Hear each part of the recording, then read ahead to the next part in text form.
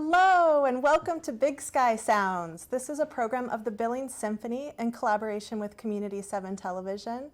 I'm Anna Paige and I'm really excited to launch this new program, which is a dive into discussions with musicians of the Billings Symphony and featuring today Scott Jeppesen. Very excited to have Scott with us today to launch Big Sky Sounds. Scott is the director of Rocky Mountain Jazz Collective, as well as the assistant professor of woodwinds at Montana State University Billings. Scott, Correct. Thanks for hanging out with us today. Glad to be here. Well, I'm really glad to have you here. I can't wait to kind of dig in to your process and your creative energy that you bring to the community. There's an upcoming concert on September 10th at the Babcock that's going to bring a big band sound to Billings, featuring the music of Henry Mancini. And you have a very special relationship with the Mancini family, which allows this music to be presented in Billings. Let's chat a little bit more about the Mancini legacy and what attracted you to the music of Henry Mancini. Sure. Yeah, I think the idea came to have this project came from a discussion actually I had with a drummer and producer friend back in Los Angeles named Greg Field. I had contacted him a year ago when we were working on our tribute that we did to Cole Porter, where I had questions about licensing and live stream and a lot of the things that we had to face during the days of COVID and online concerts.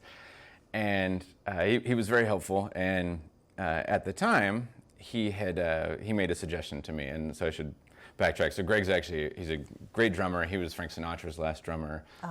He had been a former drummer with the Count Basie Orchestra. And his wife is Monica Mancini, who is the daughter of Henry Mancini. So Greg had said that he would, if I ever wanted to do a concert that was featuring music of Henry Mancini, that, they'd be honored. They wouldn't give me any hassle over the licensing. And so really it was kind of a personal invite from him and Monica to do this concert. I had actually met Monica first. I did a couple concerts where I had the opportunity to write music that she performed. She's actually a great vocalist as well. And the first of those we did was it was a concert with Burt Bacharach, who's also an incredibly prolific singer-songwriter.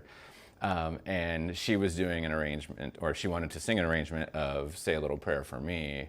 And so I wrote that one for a full string orchestra with a jazz big band and featured her at this event with Bert playing piano the whole time. And I bet that was a gorgeous song. It was great. She sang it wonderfully, and the ensemble played it great. And I had a couple other opportunities to write things and work with them as well. We did a tribute in, I believe it was 2006. We did a tribute to Ella Fitzgerald that was on PBS Great Performances, and I got to arrange some of that music, and that featured kind of a parade of different singers throughout the show. We had Natalie Cole, we had Patty Austin, we had Nancy Wilson, we had Monica, we had Stevie Wonder, we had Ruben Studdard, we had Lettucey.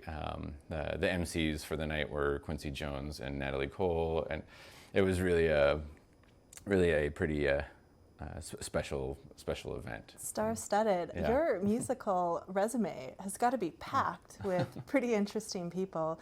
You've been in Billings 5 years now, came to join the faculty of MSUB, but before then you were in California. I understand that you studied at the University, Southern California, right? Yes, okay. Yes, USC. Yeah.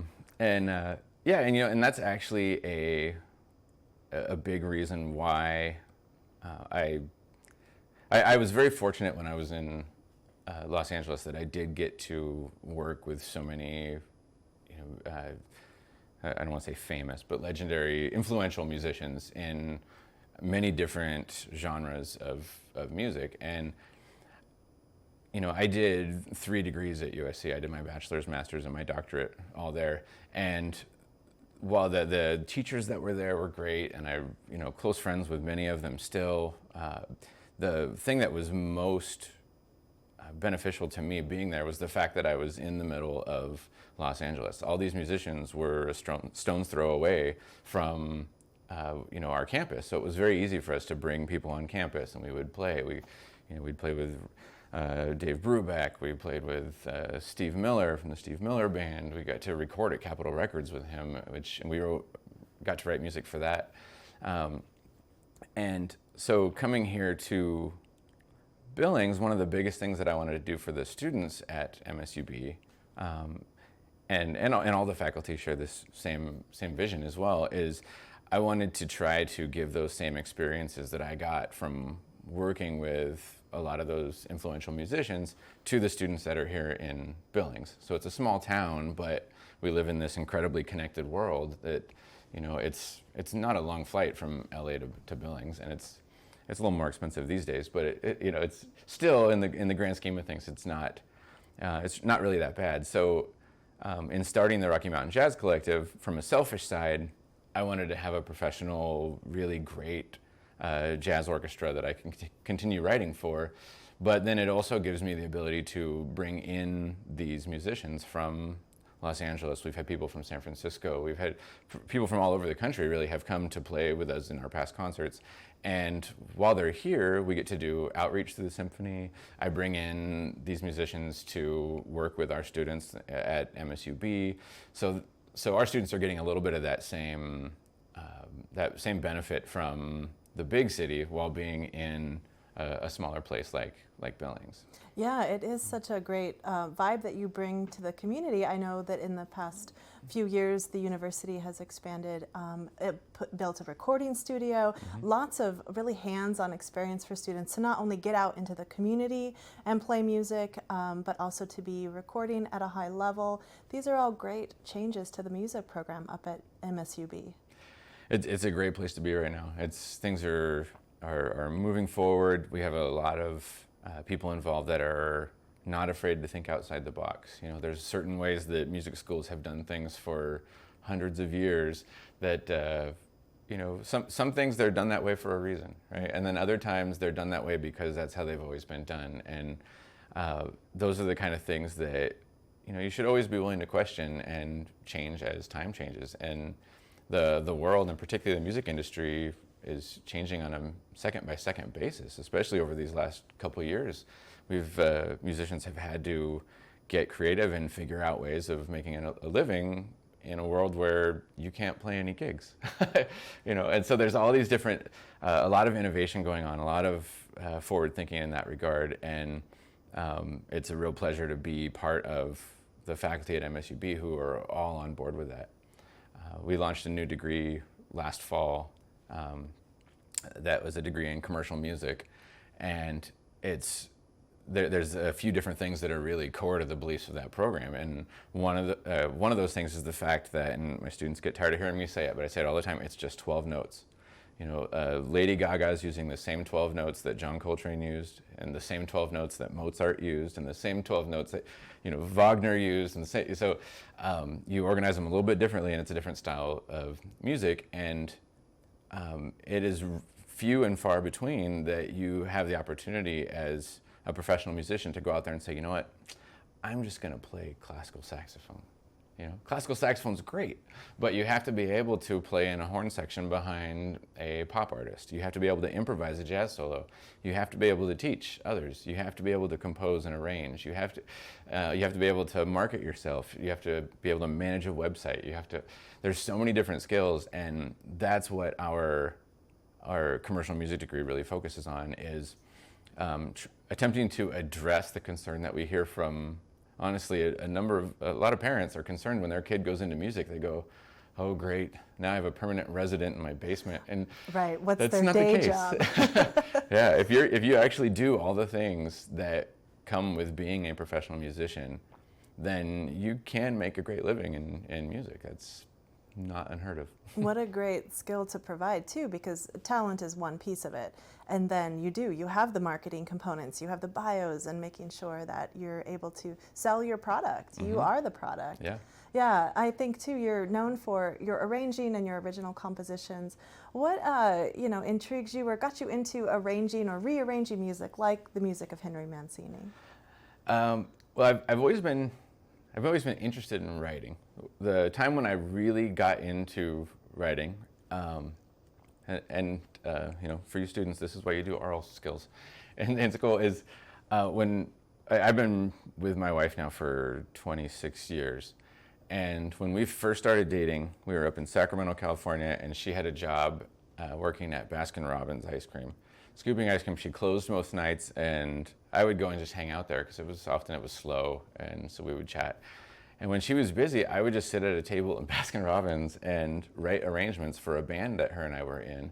And I forced myself to do it without the aid of a piano or any other instruments. I would just sit and I would write. And I got quicker at it. I got more comfortable at doing it. And I developed kind of a way about writing music that was kind of in line with what you would hear with the Count Basie Orchestra, which I think of things in that realm as being rather block-like. It's beautiful music, but it's a lot of these block chords that are moving around. When I was going to USC, I got the opportunity to study with a composer-arranger named Vince Mendoza. Vince is, among many other people, he's been one of the primary arrangers for Joni Mitchell for many, many years. He's one of the big writers for the WDR Jazz Orchestra over in Europe. And I went in and I brought some stuff that I wrote to him in one of our first lessons. And he was like, okay, I want you to... So he took a much more orchestral approach towards everything, where instead of looking at things in these block chords, you look at things more in terms of counterpoint, in the way that somebody like Mozart or Bach or Beethoven would have written. He's just working in a jazz idiom. It's just 12 notes. And so when I was looking at composers that I wanted to feature with the Rocky Mountain Jazz Collective, Mancini was definitely one of those ones that stood out as being somebody that I was interested in doing, because his music is really this beautiful marriage of romantic and post-romantic classical music with American jazz music. Because he's got the strings in there, he's got things that just come out sounding just straight up classical, and then all of a sudden this little jazz twist comes into it. And so he did this great this great approach, which fell more in line with how I've been more interested in writing over the last number of years after working with Vince. So that's kind of how Mancini made his way into my list of to-dos. And with the Rocky Mountain Jazz Collective, I don't have, it's a jazz collective, it's a jazz orchestra. I should, to give I'm very specific about using the terms jazz orchestra when I refer to them, because when you think of a big band, you think of 5 saxophones, 4 trumpets, 4 trombones. You think of this, brassy sound. A jazz orchestra, you start finding that the brass musicians are using more mutes. You get more trumpet players switching to flugelhorns, and then maybe most importantly, all the saxophone section, they're playing flutes and clarinets and bass clarinets, and this show will really feature that to a great degree. I think everybody in the saxophone section is playing at least 3 different instruments. Some of the horn players switch over and they're playing some African percussion we're going to do on one song. We're turning it into this African drum circle with big band kind of thing. So many different genres weaving through here. Oh yeah, so many different colors to explore, and that's the beauty of a jazz orchestra, is you can really get into so many different. It's musicians. It's not just jazz people or big band people. Right. Well, I love that idea of an orchestra. It's all of these individual people collectively making something. They become this nebulous of an experience. Yeah. And I didn't think about it before as a jazz orchestra with all the different players that you bring to the table. It's going to have so many different sounds. And when we think about all of the music of Henry Mancini and the way that, he was very influenced by big band and that early 30s and 40s sound, and to bring that into a modern ear too. When you're arranging, what shifts do you make, or what changes kind of get employed to your creative interests? Yeah. Well, it's tricky, and I had mentioned this before when I talked to Laura last week, is the challenge with something like this is that me being the arranger of this music, I don't want to go up in front of an audience and, okay, we're going to play the Pink Panther, that's not, How can you not finish that lick? I tend to think very philosophically about music, and one term that a lot of people throw around a lot about music or just art in general is to say that something is timeless.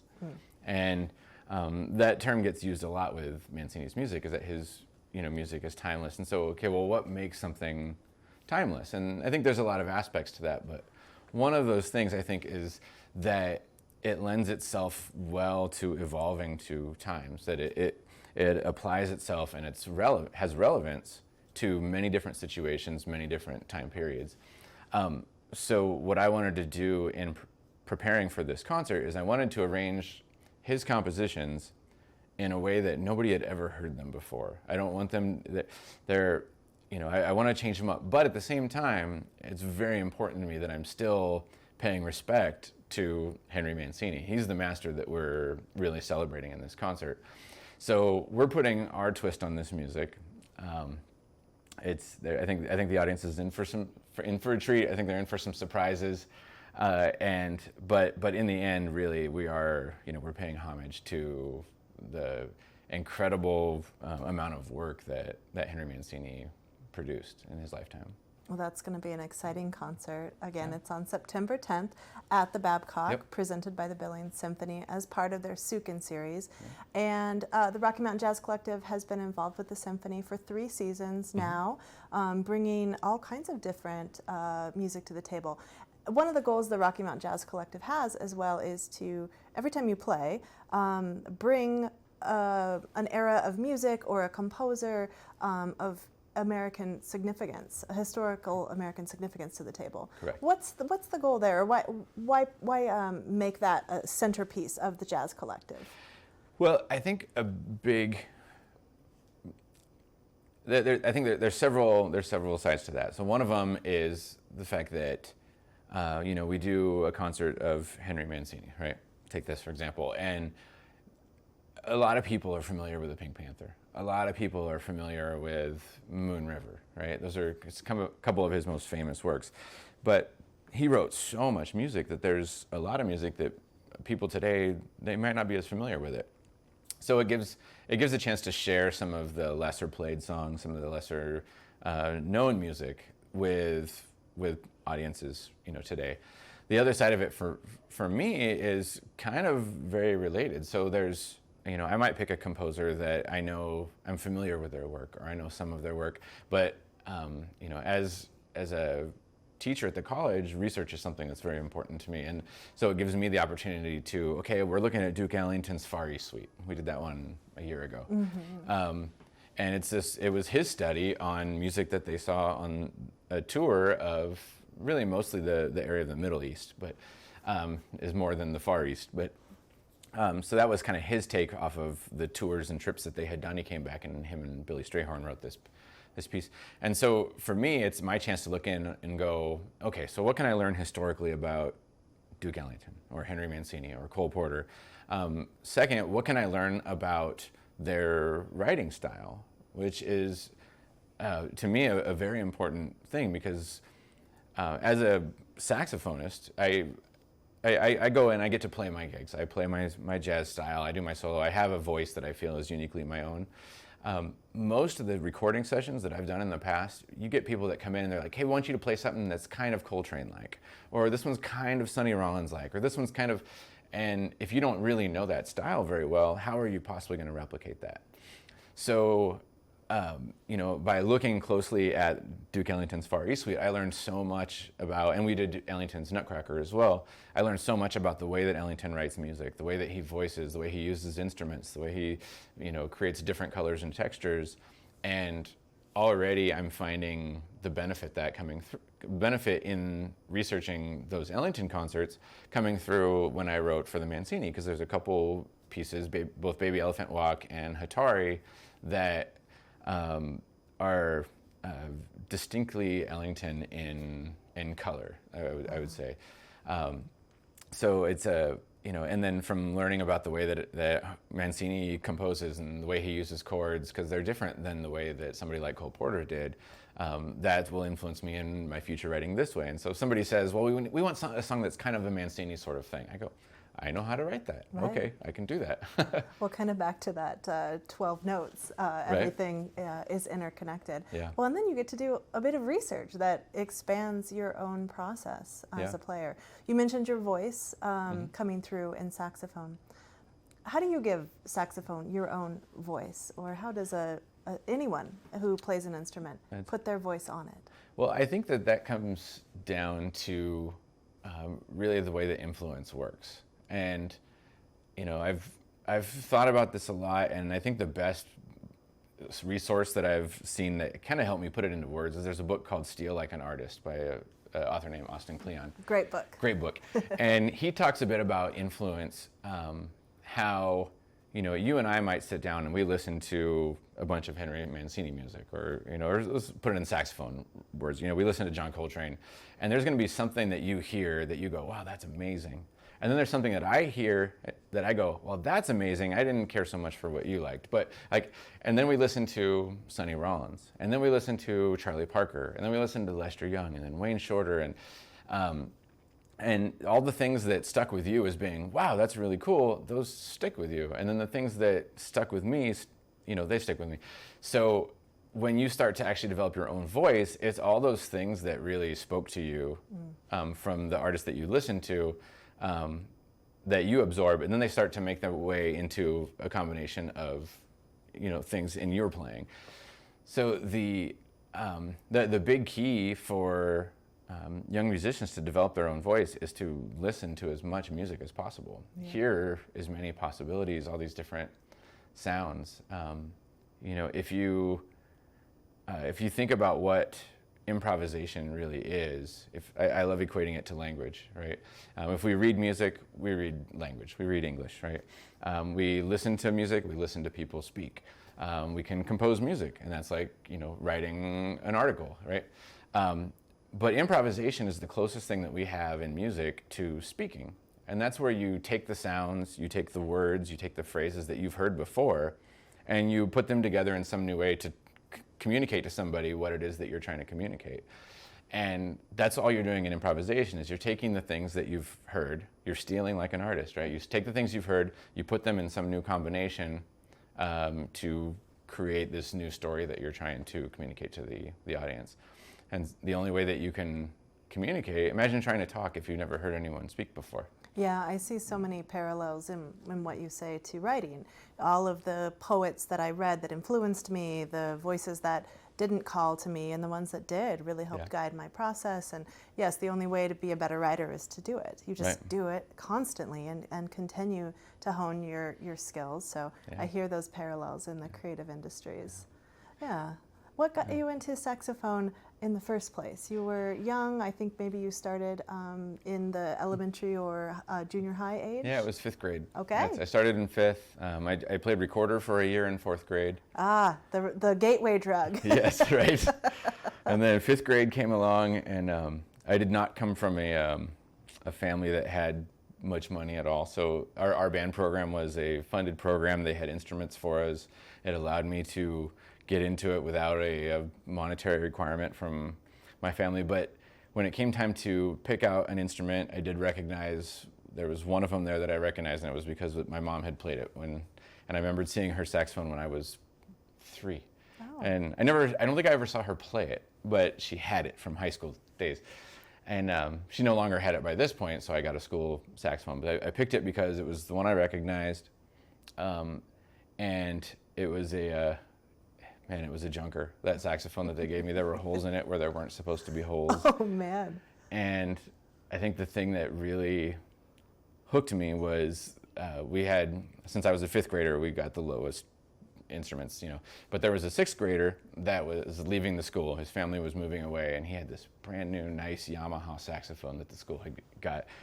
And so our teacher basically made an assignment to all the other sax players. They said, okay, a tisket, a tasket. Whoever can play a tisket, a tasket the best by next week will get the nice new saxophone. Man, I practiced the tisket, a tasket so hard, and I won it. I got the nice saxophone, and that sense of accomplishment and everything. It just stuck with me, and I was hooked.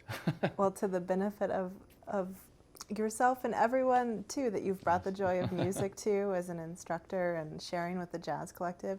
And I think too you speak to something that's really important to the symphony's heart, and it's so nice to have the musicians of the Rocky Mountain Jazz Collective and people that you bring into the community sharing that love of music in the schools, doing outreach and really giving back to help ensure that music is a human right, is accessible to everybody who wants to be involved. Yeah, I mean, it's an important, I mean, it's no matter where you are in the world, like everyone loves music. I've never met anyone who can legitimately say, I don't like music.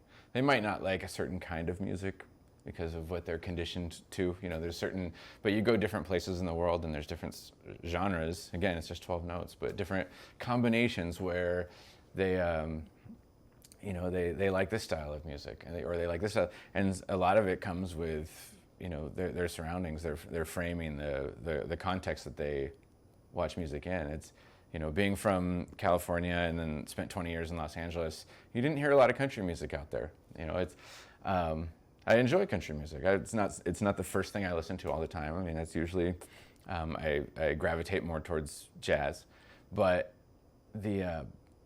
you know, it's an interesting experiment. Shortly after I moved here, I was driving between here and Bozeman and going through Sirius XM radio channels, and I got to the country channel and driving along Highway 90, going through Big Timber, suddenly the music makes sense, and you're like, okay, I get this. This is the right place for this style of music. And it is very cool. land influenced, isn't it? Yeah, it's spatial in a lot of ways to your environment. Yeah. It would feel a little bit weird driving through Big Timber with rap playing, you know.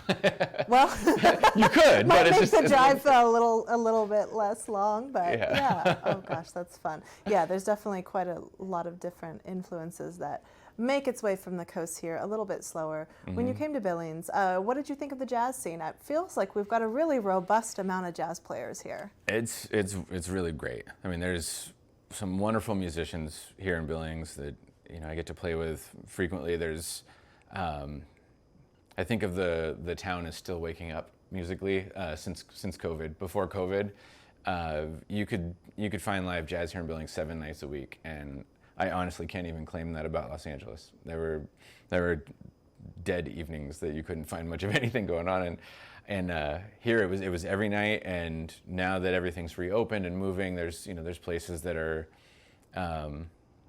frequently have music. Am I allowed to mention business names? Oh, please, okay. Let's hear about it. Music is music. You know, the craft local is probably the most back to normal of all the places. It's so focused on very music. Active, and a lot of different jazz jams going on and different incarnations. Yeah, of Thursday night musicians. jazz jams. They've got music happening every night that they're open. Wild Ginger they've got music going every Saturday night. Before the pandemic, they had 2 to 3 nights a week. I think they were doing music, and so they're at 1 right now. Yep. Well, lots of places in Billings to find live music. We're going to go ahead and wrap with that because that went so fast. Yeah, Thank you, Scott Jeppesen, for being my very first guest on Big Sky Sounds. Yep.